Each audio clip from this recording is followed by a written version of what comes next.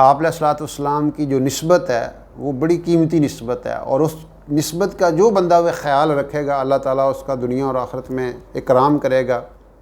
ایک واقعہ بڑا ایمان فروز کتابوں میں لکھا ہے، علامہ ابن جوزی نے اپنی کتاب میں اس کا حوالہ دیا ہے کہ ایک سید زادی تھی، وہ سمرقند میں چلی گئی اور اس کے خاوند فوت ہو گیا، اب بیٹیاں تھیں اور وہ تھی، اور سہارے کی تلاش میں وہ سمرقند چلی گئی۔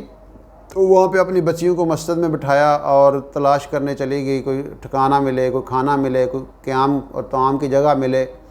تو وہاں پہ شدید سردی پڑ رہی تھی، اور وہاں پہ دو مجمع تھے، دو ڈیرے کہہ لیں، ایک مسلمان امیر آدمی تھا اور ایک وہ مجوسی تھا اسی شہر کے اندر۔ تو پہلے وہ اس کے پاس، وہ جو حاکم تھا سمرقند کا، اس کے پاس گئی، ان کا میں آل رسول ہوں، اہل بیت ہوں، سید زادی ہوں، اس وقت شدید پریشانی کی حالت میں ہوں، بیٹیاں میری بھوک کی حالت میں ہیں، اور تو آپ سے گزارش ہے کہ میری مدد فرمائیں۔ تو وہ کہنے لگا اپنے سید ہونے کا ثبوت پیش کرو۔ ان کا میں تو مسافرہ ہوں، میرے پاس یہاں پہ کوئی ثبوت نہیں ہے۔ ان کا پھر چلی جاؤ، یہاں پہ ہر کوئی یہی کہتا ہے میں آل رسول ہوں، میں سید ہوں۔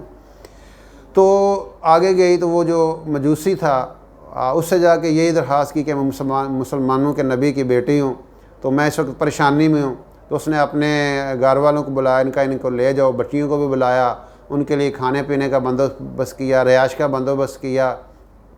اب اللہ کی شان، اب یہ جو مسلمان تھا اس کو رات کو خواب آتی ہے، ایک سبز زمرد کا محل ہے، اور اس کے اوپر جو ہے نا وہ جھنڈا لگا ہوا ہے، آپ علیہ الصلوۃ والسلام کے پاس جھنڈا ہے، اور جو ہے وہ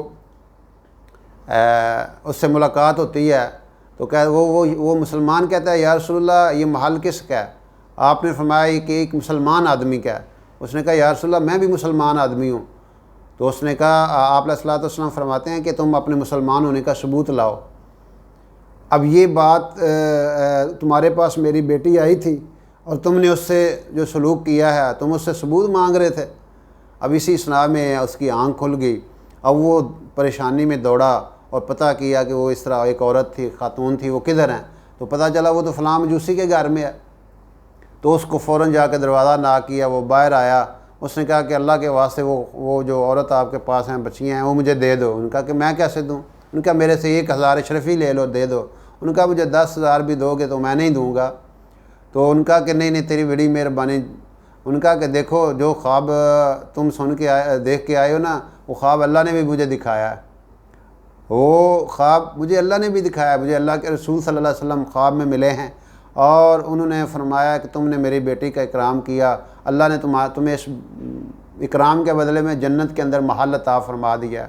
تو میں تو اسی وقت اٹھا ہوں اور ہم سب مسلمان ہو گئے ہیں، کلمہ پڑھ لیا ہے، اب یہ جو ہے نا یہ میرے پاس ہی اب یہ رہیں گی۔ تو ایسے اللہ تعالیٰ اپنے خاندان کے ساتھ اکرام کرنے والوں کا جو ہے وہ اس کو پروٹوکول دیتے ہیں، انعام دیتے ہیں۔ اللہ تعالیٰ ہمیں اس خاندان کی برکات سے مستفید ہونے کی توفیق عطا فرمائے، اور آپ علیہ السلام کی نسبت کی جو بھی چیز ہے وہ سارے کے ساری قیمتی ہیں، وہ سارے کے سارے ہی اللہ رب العزت کے ہاں جو ہیں ان کا ایک مقام ہے۔ اللہ تعالیٰ ہمیں اس مقام کو سمجھنے کی توفیق عطا فرمائے۔